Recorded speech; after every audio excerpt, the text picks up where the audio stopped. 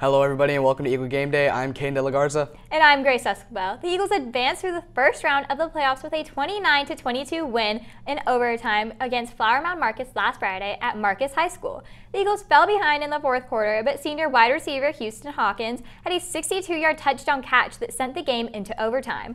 Prosper started with the ball in overtime where junior quarterback Harrison Rotzauer found junior wide receiver Hunter Summers in the corner of the end zone for what proved to be the game-winning TD, thanks to the Eagles' defense keeping the Martyrs out of the end zone in their final drive. Yeah, the connection that we had with Harrison to Hunter was just amazing in those last minutes of the game, just leading us down the field for a touchdown and eventually stopping them just to win the game to close it out. I think we really had a very good defense display that game with 5-6 turnovers that we had on offense. I was just really surprised we pulled out the W that night.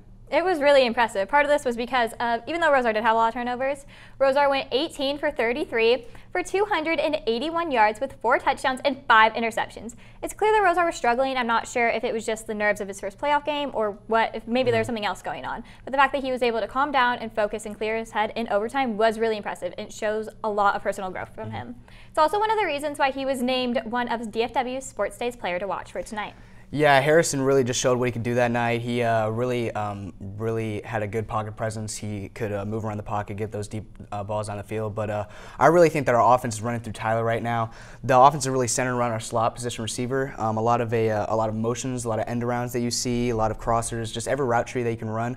Also, Houston Hawkins with his big plays down the field. He had a very big one in that game as well, leading to a touchdown. And of course, Hunter. He's going to be really good next year. He has a lot of potential. He's got a lot of speed, versatility, but he's very consistent. He runs a lot of out routes and catches them. He gets down the field really quickly on the screens and everything. I just feel like he's just going to be very big and very pivotal for us next year, leading with that connection with Harrison. Yeah, we still have the rest of the playoffs to worry about, but next year seeing Hunter Summers and Harrison Rotzauer together in their senior year is going to be really exciting. Of course.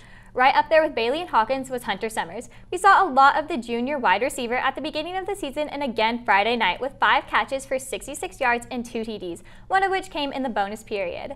Summers shined in the secondary, but certainly wasn't the only player on defense making his presence known. What did you think of the Eagles' defense against Marcus? It was very good. Our pass rush was amazing, just leading the quarterback out of the pocket and really pressuring him to make those scary throws down the field.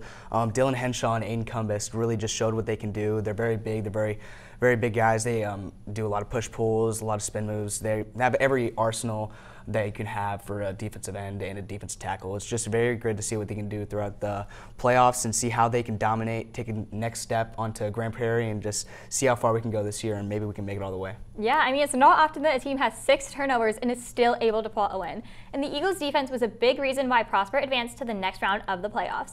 The Eagles had 11 tackles for loss, 3 apiece from junior defensive lineman Dylan Henshaw and senior defensive back Graydon Splon. And Grand Prairie, 29-22 game, they dominated the run.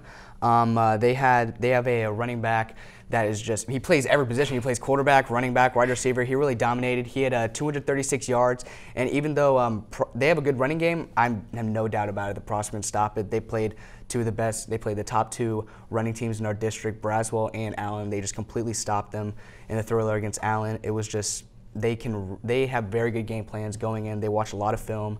They really studied the other team's running game, and they really try to stop it. Because if you don't have a running game, you can't open the passing game. So it's going to be really interesting to see what they do against this running game that doesn't have a passing game. Yeah, for sure. I think the Eagles' defense is at their peak right now, so especially against a run team, it's going to be really interesting to see.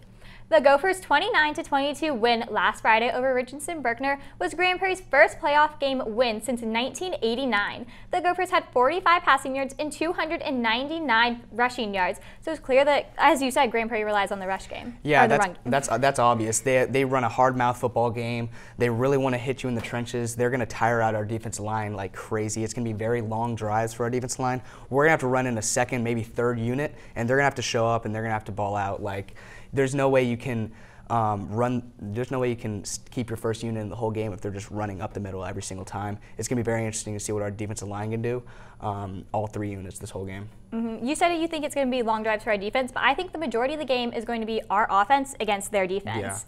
Yeah. So we are going to see a lot of the Gophers linebackers on the field quite a bit.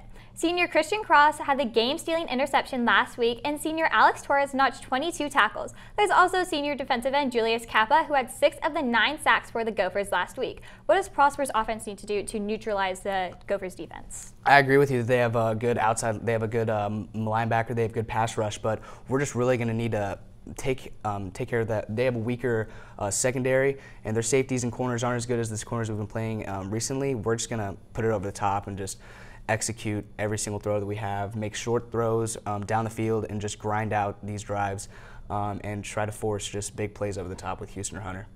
Houston Hunter are for sure going to be a big impact tonight.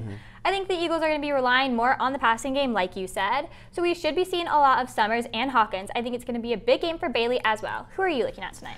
I'm looking at defense. On defense, I'm looking at Dylan Henshaw, see how he can stop those holes in the run game.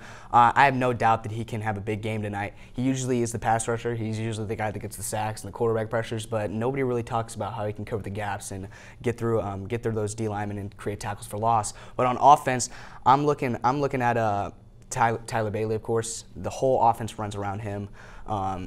There's going to be motion and back and forth, and those corners and safeties haven't seen as much of a offense that we have. Every single time we go against a big powerhouse team, they never see offenses like we have. We run the same plays out of multiple sets. It's going to be very hard for their defense to cover our offense the whole night, especially Tyler.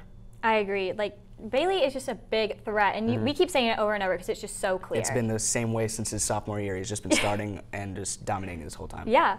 I mentioned earlier how Henshaw had 3 tackles for loss last Friday, so I agree with you. We are going to be seeing a lot of tonight. He is a big powerhouse, so hopefully the Gophers send their punter more to the field than they probably would like. Yeah, of course. And that's all we have for you tonight. Once again, I'm Caden De La Garza. And I'm Grace Escobar. Thanks for tuning in to Eagle Game Day.